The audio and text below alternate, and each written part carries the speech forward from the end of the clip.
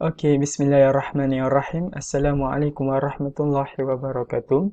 Hari ini saya ingin menerangkan serba sedikit tentang tugasan kumpulan Fiqh Al-Jinayat SYI 4113M. Okey, tajuk kumpulan kami ialah zina. Sebelum saya start pembentangan ini, saya memperkenalkan diri saya. Okey, nama saya Muhammad Aiman bin Roslin.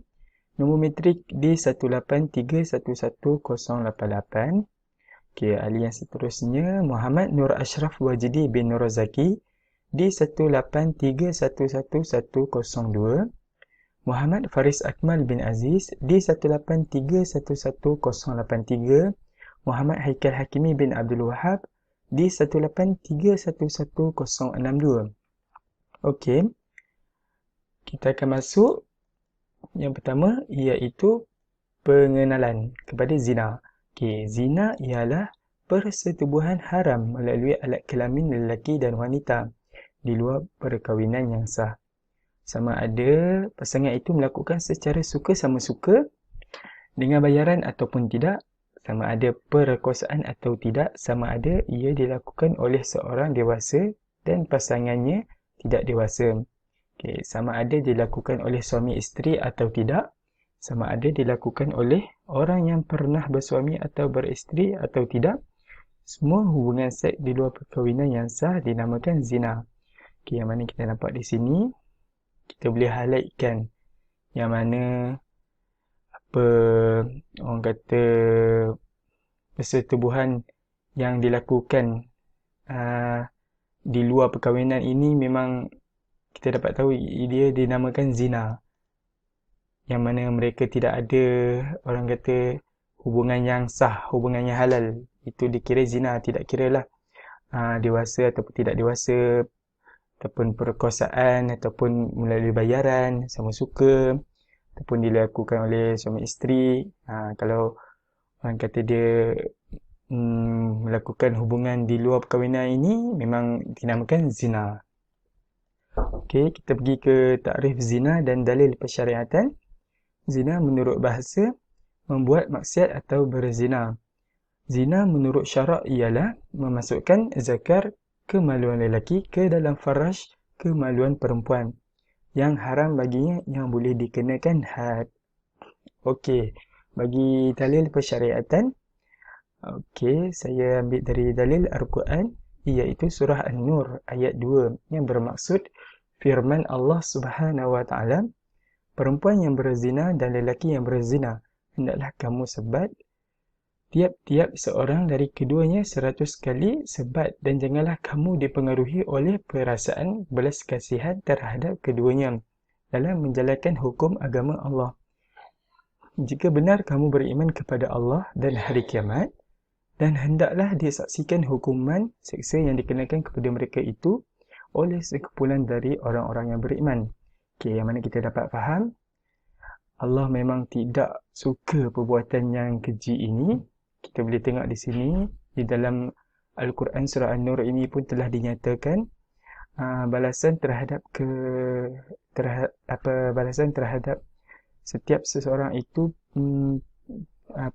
dikenakan 100 kali sebat, dan jangan ada sifat belas kasihan terhadap mereka, dan hukuman ini hendaklah disaksikan oleh orang-orang beriman. Okey. Okey, yang kedua saya ambil di dalam surah An-Nur juga pada ayat yang ketiga yang bermaksud firman Allah Subhanahu wa taala, lelaki yang berzina lazimnya tidak ingin berkahwin melainkan dengan perempuan yang berzina atau perempuan yang musyrik, dan perempuan yang berzina itu pula lazimnya tidak ingin berkahwin dengannya melainkan oleh lelaki yang berzina atau lelaki yang musyrik, dan perkahwinan yang demikian itu terlarang kepada orang-orang yang beriman. Okey. Dan saya ada petik juga dari hadis. Okey, sesungguhnya di antara tanda-tanda kiamat iaitu diangkatnya ilmu dan kebodohan nampak jelas, dan banyak yang minum khamar dan banyak orang berzina secara terang-terangan. Okey, hadis riwayat Bukhari dan Muslim. Yang mana kita boleh nampak jelas sangat di dalam hadis ini, di dalam hadis ini telah menyatakan Apa orang yang berzina secara terang-terangan ini di antara tanda-tanda kiamat yang nampak jelas, yang mana sekarang pun kita boleh nampak. Okey. Sekian, terima kasih daripada saya. Okey, Assalamualaikum warahmatullahi wabarakatuh. Assalamualaikum warahmatullahi wabarakatuh. Alhamdulillah rabbil alamin, wassalatu wassalamu ala asyrafil anbiya wal mursalin wa ala alihi wa sahbihi ajma'in. Nama saya Muhammad Faris Akmal bin Aziz, nombor metrik D183-11083. Seterusnya saya ingin membentangkan kategori atau jenis zina.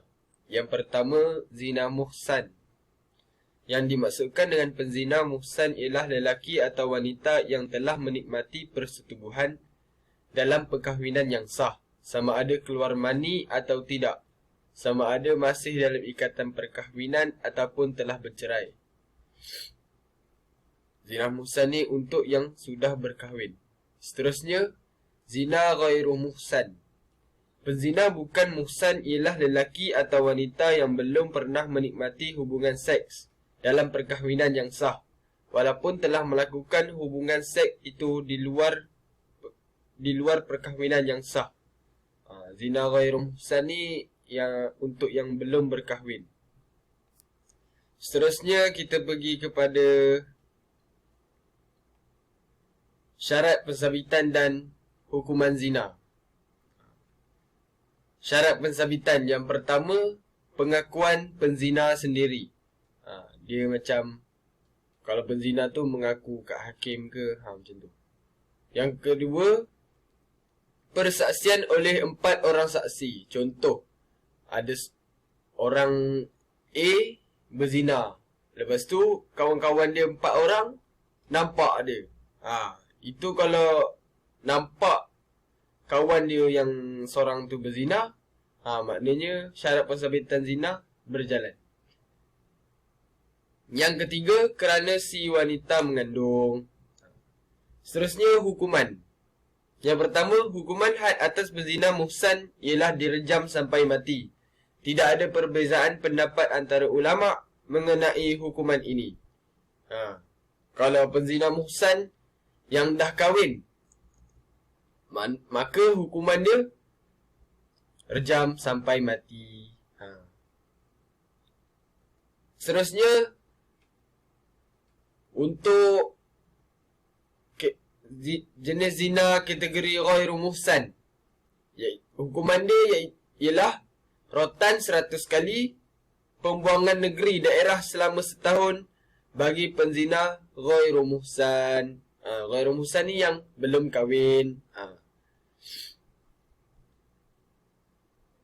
Itu saja daripada saya. Sekian. Wabillahi taufiq wal hidayah. Assalamualaikum warahmatullahi wabarakatuh. Bismillahirrahmanirrahim. Assalamualaikum warahmatullahi wabarakatuh. Saya Muhammad Haikal Hakimi bin Abdul Wahab, nombor metrik D183-11062. InsyaAllah saya akan sambungkan tajuk zina ni, tentang syarat pelaksanaan hukuman zina. Yang pertama, berakal waras, iaitu orang gila tidak dikenakan hukuman rejam, hanya dikenakan hukuman takzir sahaja.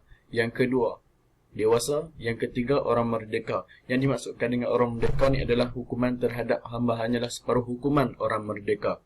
Yang keempat adalah telah menikmati hubungan seks dalam perkahwinan yang sah walaupun tidak sampai keluar mani. Yang terakhir, zina itu dilakukan dengan sukarela, yang bermaksud orang yang dipaksa berzina atau tersalah orang tidak dikenakan hukuman rejam. Seterusnya, aplikasi di Malaysia. Yang pertama, pertukan undang-undang syariah dan sivil. Okey, yang pertama mengenai pelaksanaan hudud Malaysia, setiap undang-undang yang diamalkan hendaklah menepati kerangka perundangan dalam amalan dunia semasa mana-mana negara berdaulat, perjalanan pentadbirannya adalah berlandaskan undang-undang dan tidak boleh hanya dengan mengikut kehendak mana-mana pihak yang berkepentingan.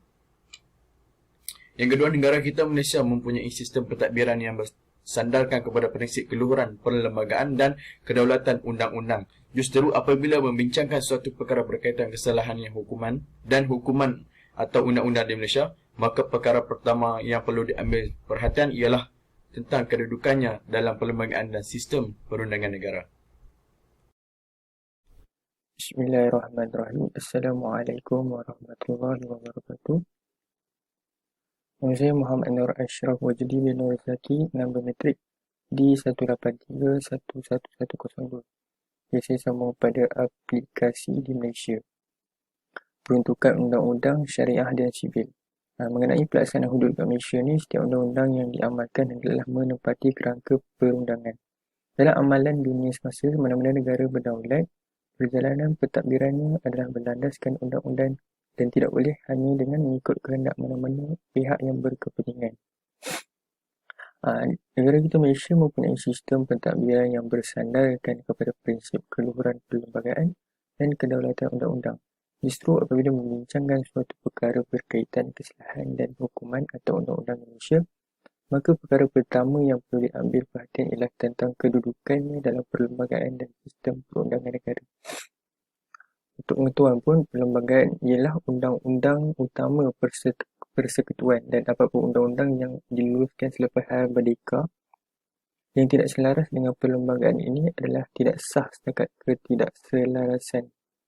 Maksudnya apa-apa undang-undang yang dah dipersetujui lepas merdeka tu, selain apa yang terkandung, tak sah setakat ketidakselarasan tu. Nak ikut dari pandangan perspektif pentadbiran Islam pun, setiap aturan masyarakat juga hendaklah bersandarkan tuntutan Islam supaya negara itu teratur dan aman dalam perjalanannya. Untuk hukuman zina ni di bawah enakmen jenayah syariah negeri. Saya ambil enakmen jenayah syariah negeri Perak. Di bawah Seksyen 48 persetubuhan haram. Sesiapa yang melakukan persetubuhan haram adalah bersalah atas suatu kesalahan dan hendaklah apabila disabitkan dikenakan hukuman denda tidak melebihi RM5,000 atau penjara selama tempoh tidak melebihi 3 tahun atau kedua-duanya, dan boleh juga dikenakan sebat tidak lebih daripada 6 kali. Untuk undang-undang sivil tak, jenayah atau hukuman zina ni bukan di bawah peruntukan undang-undang sivil. Mahkamah sivil tidak mempunyai bidang kuasa untuk mendengar kes berkaitan zina. Untuk contoh kes, 2 orang doktor yang dijatuhkan hukuman penjara seminggu dan denda RM2,700 di Mahkamah Rendah Syariah Daerah Kemaman. Mereka yang masing-masing berusia 26 dan 27 tahun itu turut berdepan hukuman penjara 2 bulan sekiranya gagal menjelaskan denda berkenaan. Keputusan itu dibuat oleh Hakim Syariah Muhammad Fakhruddin Yusuf selepas pasangan berkenaan mengaku salah terhadap pertuduhan mengikut Seksyen 1AB Enakmen Kesalahan Jenayah Syariah, iaitu berhalwat. Mengikut pertuduhan, mereka didakwa melakukan halwat di sebuah rumah di Mak Cili, Kemaman, Januari 30 hari 16 Mei.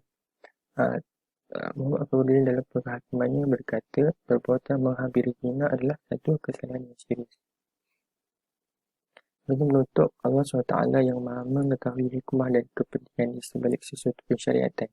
Justru sebagai seorang hamba, kita sebagai seorang hambanya yang Muslim, maka wajiblah setiap perintahnya dilaksanakan, manakala setiap larangannya adalah dijauhi mengikut kemampuan, tanpa perlu dipersoalkan kenapa ianya disyariatkan. Hukum yang datang dari Allah itulah yang akan menyelamatkan dunia. Jika tidak mengikut hukum Allah, kita akan hancur dan tiada satu kekuatan pun yang akan dapat membendungkan sunnah itu. Sekian, Assalamualaikum warahmatullahi wabarakatuh.